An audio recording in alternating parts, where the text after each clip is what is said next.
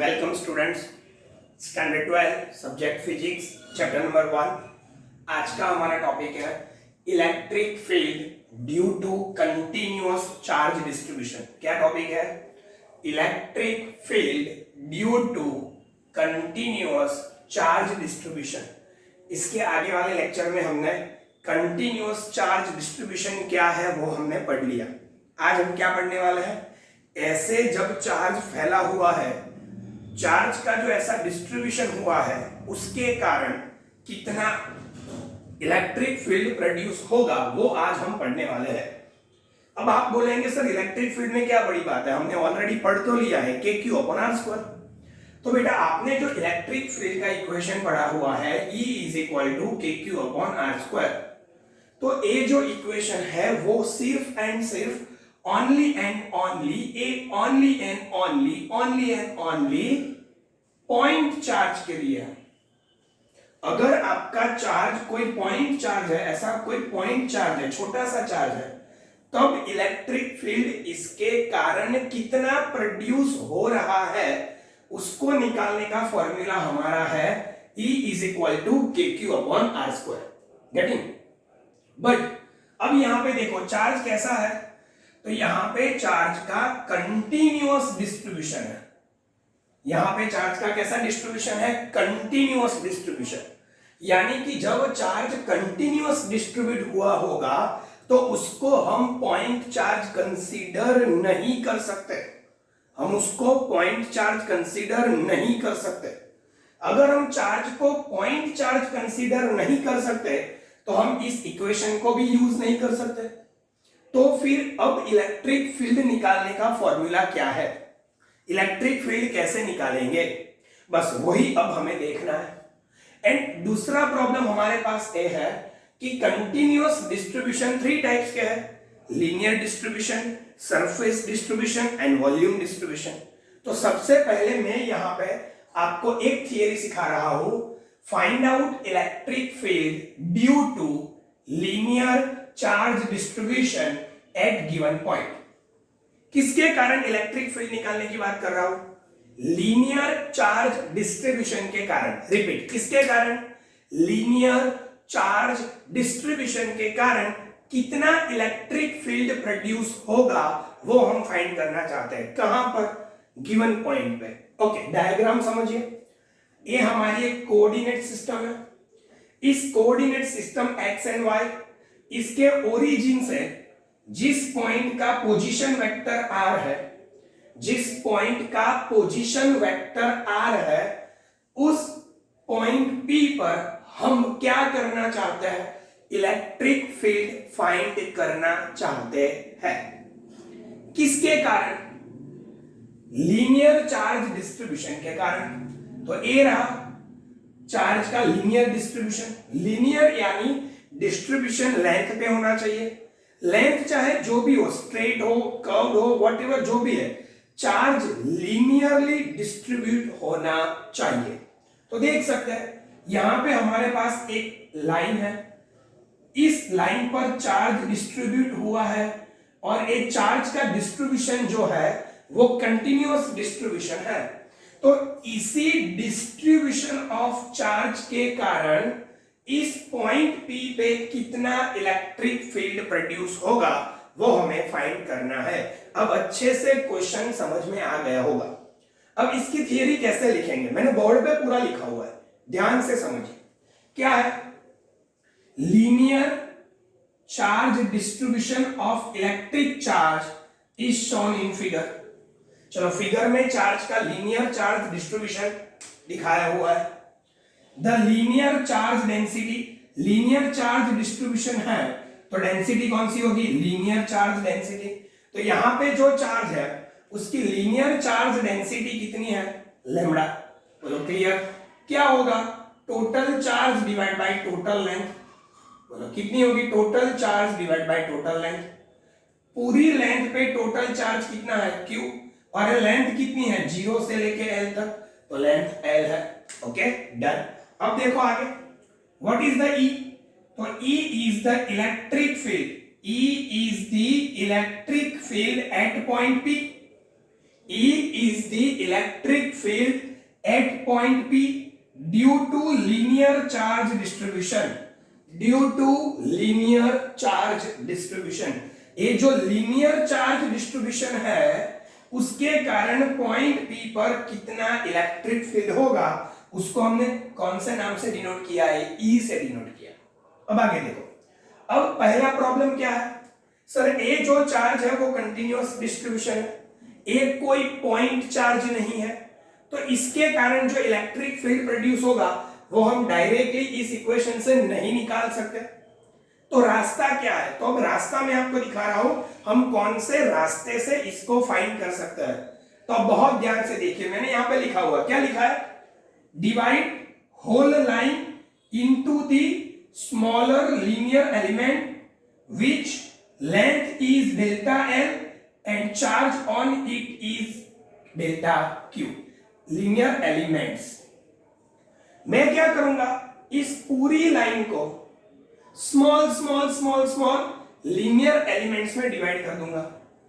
चलो, पूरी लाइन को मैंने क्या कर दिया, small small small small linear elements में क्या कर दिया, डिवाइड कर दिया। चलो, पूरी लाइन को ऐसे छोटे छोटे छोटे टुकड़ों में डिवाइड कर दिया, स्मॉल लीनियर एलिमेंट्स। ये एक छोटा सा टुकड़ा है, तो ये जो छोटा सा टुकड़ा है इसको मैं क्या बोलूंगा, डेल्टा एल लेंथ का एक छोटा सा टुकड़ा। तो ऐसे डेल्टा एल लेंथ वाले बहुत सारे टुकड़े मैंने इस लाइन पे क्या बना दिए। तो हर एक टुकड़े को क्या बोलेंगे, स्मॉलर लीनियर एलिमेंट। तो ऐसे बहुत सारे स्मॉलर लीनियर एलिमेंट्स बनाए, कहां से, जहां से लाइन स्टार्ट होती है एंड जहां पे लाइन कंप्लीट होती है। तो स्टार्टिंग से लेके एंडिंग तक बहुत सारे डेल्टा एल टुकड़ों में मैंने पूरी लाइन को क्या कर दिया, डिवाइड कर दिया। एंड ये चार्ज तो कंटिन्यूअसली फैला हुआ है, तो ये जो छोटा सा टुकड़ा है उस पर कोई ना कोई तो चार्ज होगा ही होगा। तो इस पर जो चार्ज है उसको मैंने क्या बोल दिया, डेल्टा क्यू। तो ये जो छोटी लेंथ है जिसकी लेंथ है डेल्टा एल लेंथ वाले इस छोटे से टुकड़े पर डेल्टा क्यू जितना चार्ज है। क्लियर? तो ये डेल्टा क्यू जितना चार्ज है। अब यहां तो सर बहुत सारे ऐसे टुकड़े होंगे, हम समझने के लिए सिर्फ कोई एक टुकड़े को ही ध्यान में लेते हैं। तो हम जिसको भी यहां कंसीडर कर रहे हैं उसका पोजीशन वेक्टर निकाल लेते हैं। तो इसका जो पोजीशन वेक्टर है वो है वेक्टर आर। तो इसका जो पोजीशन वेक्टर है वो है वेक्टर आर। तो वेक्टर आर क्या है, तो यहां पे बहुत सारे स्मॉलर लीनियर एलिमेंट्स है, तो उसमें से कोई एक छोटे से टुकड़े का पोजीशन वेक्टर आर है जिस पर चार्ज डेल्टा क्यू है। अब देखो, one element is shown in figure which position vector is R. उस पर जो चार्ज है वो कितना है, तो आगे हमने चार्ज डेंसिटी में पढ़ लिया, किसी भी चार्ज की वैल्यू निकालनी है, यहां लीनियर डिस्ट्रीब्यूशन है तो यहां पर लीनियर चार्ज डेंसिटी आएगी। एंड यहां पे कौन सी लेंथ होगी, जितनी लेंथ पे डेल्टा क्यू है उसकी ही लेंथ होगी। डेल्टा क्यू कौन सी लेंथ पर है, डेल्टा एल लेंथ पे फैला हुआ है। ये जो लेंथ डेल्टा एल है, इस डेल्टा एल लेंथ पर हमारा चार्ज होगा उसको हम बोलेंगे डेल्टा क्यू। तो delta Q is equal to lambda into delta L. अब देखो, ये जो पूरा चार्ज था वो तो कंटिन्यूअस था, वो पॉइंट चार्ज नहीं था। बट अब ध्यान से देखो, डेल्टा एल बहुत छोटी लेंथ है, उस पर जो चार्ज आया डेल्टा क्यू वो भी छोटा होगा। तो ए जो चार्ज है वो वेरी स्मॉल है। अगर ए चार्ज हमारा वेरी स्मॉल है, बहुत ही छोटा चार्ज है, तो अब मैं इसको as a point charge consider कर सकता हूं। तो अब ए मेरा पॉइंट चार्ज है, क्लियर और नॉट? तो ये मेरा पॉइंट चार्ज है, तो ए मेरा छोटा सा चार्ज बन गया जिसको अब मैं पॉइंट चार्ज बोल सकता हूं। अब ए मेरा पॉइंट चार्ज है, अब ए मेरा पॉइंट चार्ज है। अब ये मेरा जो पॉइंट चार्ज है, तो अब इतने छोटे से डेल्टा क्यू चार्ज के कारण पॉइंट पी पे कितना इलेक्ट्रिक फील्ड निकलता है उसको फाइंड करने में मैं इस इक्वेशन का यूज कर सकता हूं। क्या है के क्यू यानी जिसके कारण इलेक्ट्रिक फील्ड प्रोड्यूस होता है वो चार्ज। यहां पे किसके कारण इलेक्ट्रिक फील्ड फाइंड करते हैं तो लिखा है electric field at point P due to charge delta Q is delta E. चलो क्या है डेल्टा क्यू चार्ज के कारण पॉइंट पी पे क्या लगने वाला है इलेक्ट्रिक फील्ड, उस इलेक्ट्रिक फील्ड को डेल्टा ई बोलेंगे। किसके कारण लग रहा है डेल्टा क्यू के कारण। डेल्टा क्यू कौन सा चार्ज है पॉइंट चार्ज। अगर एक पॉइंट चार्ज है तो इसके कारण जो इलेक्ट्रिक फील्ड प्रोड्यूस होगा उसको इस इक्वेशन से निकाल सकते हैं। क्यू क्या है सोर्स चार्ज, तो हम क्या लिख सकता हूं के जिसके कारण प्रोड्यूस होता है वो charge divide by square. Distance कौन सा लेंगे तो ध्यान से देखना यहां पे ये जो है जिसके कारण इलेक्ट्रिक फील्ड प्रोड्यूस हुआ है वहां से पॉइंट पी का लोकेशन दिखाने के लिए एक वेक्टर लेंगे। ये जो वेक्टर है ये हमारे डेल्टा क्यू चार्ज से पॉइंट पी का लोकेशन यानी कि डिस्टेंस दिखाने वाला वेक्टर है। इस वेक्टर को मैं वेक्टर आर कैप बोल देता हूं। तो ये वेक्टर आर कैप है, ये पॉजिटिव चार्ज है तो उसके कारण प्रोड्यूस होने वाला इलेक्ट्रिक फील्ड बोलो कहां पे होगा तो पॉजिटिव के कारण इलेक्ट्रिक फील्ड जो प्रोड्यूस होगा वो पॉजिटिव से ऑलवेज रेडियली आउटवर्ड डायरेक्शन में ही होगा। तो ये जो इलेक्ट्रिक फील्ड की डायरेक्शन है एंड आर वेक्टर की जो डायरेक्शन है आर डैश वेक्टर की वो एक ही है। तो आर डैश वेक्टर का लेंथ यानी कि मैग्नीट्यूड कितना होगा तो उसके मैग्नीट्यूड को आर डैश बोलेंगे एंड इसका जो यूनिट वेक्टर होगा वो unit vector R dash cap होगा। तो आर डैश कैप की डायरेक्शन कौन सी होगी ए आर डैश कैप किसका यूनिट वेक्टर है वेक्टर आर डैश का। तो आर डैश कैप की डायरेक्शन आर डैश वेक्टर की डायरेक्शन में ही होगी। तो R dash vector and delta E both are in same direction. That's why R dash cap is also in the direction of delta E. तो अब मैं क्या कर सकता हूं ये जो डिस्टेंस है वो R डैश स्क्वायर है एंड यहां पे R डैश का क्या हो जाएगा कैप। तो इसका मीनिंग क्या हुआ इतना इलेक्ट्रिक फील्ड है डेल्टा Q से जिस पॉइंट पे इलेक्ट्रिक फील्ड फाइंड करता है उसका डिस्टेंस R डैश है एंड उसका जो यूनिट वेक्टर है वो आर डैश कैप है एंड ये जो यूनिट वेक्टर है वो फील्ड की डायरेक्शन में ही है। अगर यहाँ पे नेगेटिव चार्ज होता तो इलेक्ट्रिक फील्ड इस डायरेक्शन में होता आर डैश कैप उसकी अपोजिट डायरेक्शन में तो यहाँ पे मैं माइनस लिखता पर यहाँ पे प्लस है। ओके चलो मुझे मिल गया। अब ये इलेक्ट्रिक फील्ड किसके कारण मिला है डेल्टा क्यू के कारण मिला है।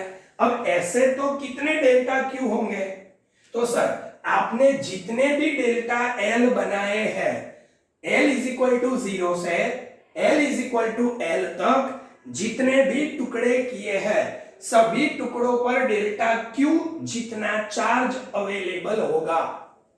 अब ये जो डेल्टा क्यू जितना चार्ज है इसके कारण इलेक्ट्रिक फील्ड मिला तो उसी तरह बाकी सबके कारण इलेक्ट्रिक फील्ड मिलेगा।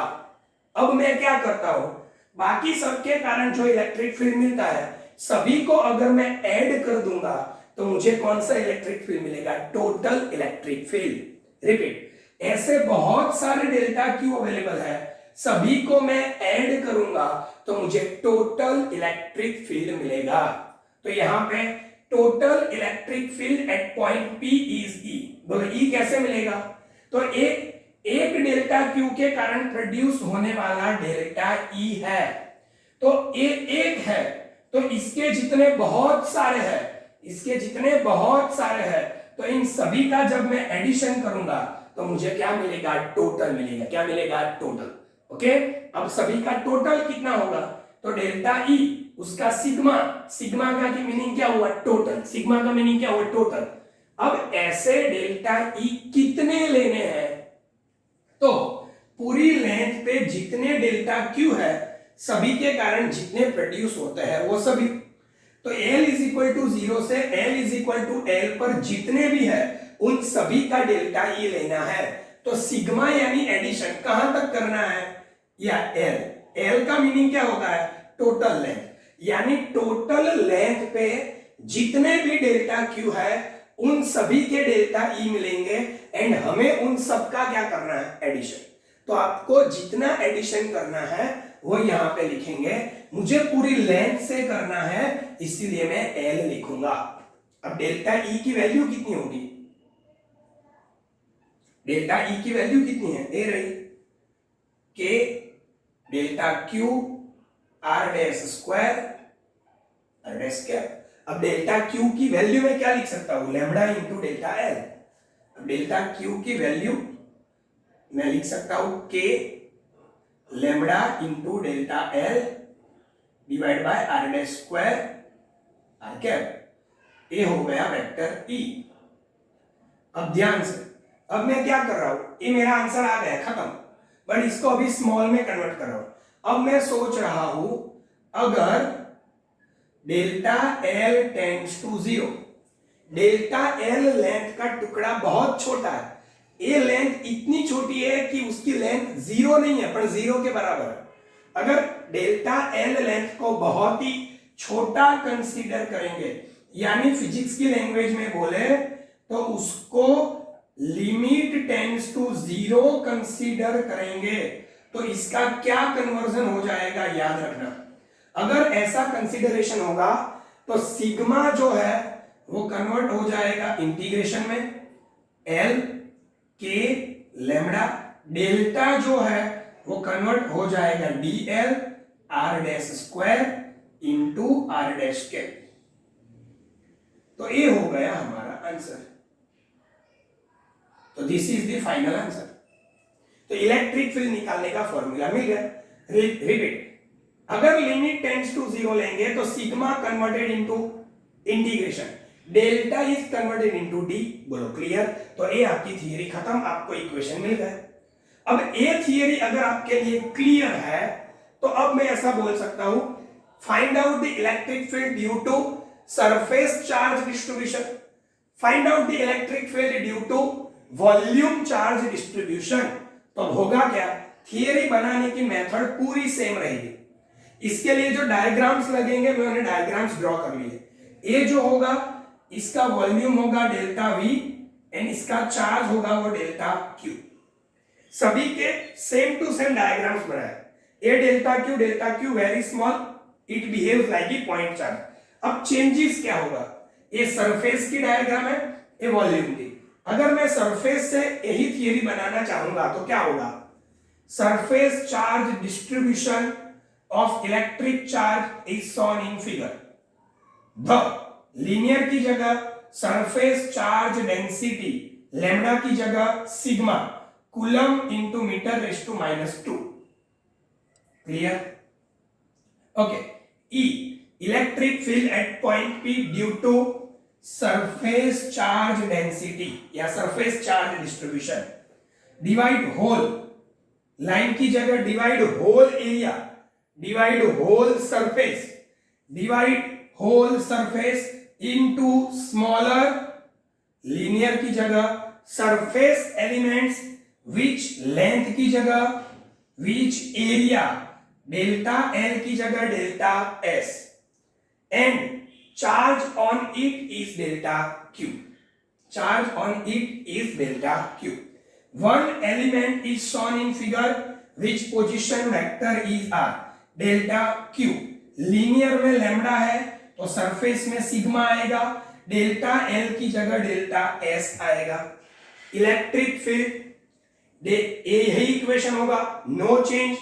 यहां पर भी वही डेल्टा Q, वही सिर्फ डेल्टा Q की वैल्यू पुट करेंगे। बोलो लैम्डा की जगह सिग्मा एंड डेल्टा L की जगह डेल्टा S। ओके, बात खत्म, इक्वेशन क्लियर। सेम वे अब आप बोलेंगे सर अगर वॉल्यूम डिस्ट्रीब्यूशन कहा है तो volume charge distribution of electric charge is shown in figure. The volume charge density is rho, coulomb into metre raise to -3। Electric field volume charge distribution, divide whole volume into smaller volume elements which volume is delta V and charge on it is delta Q.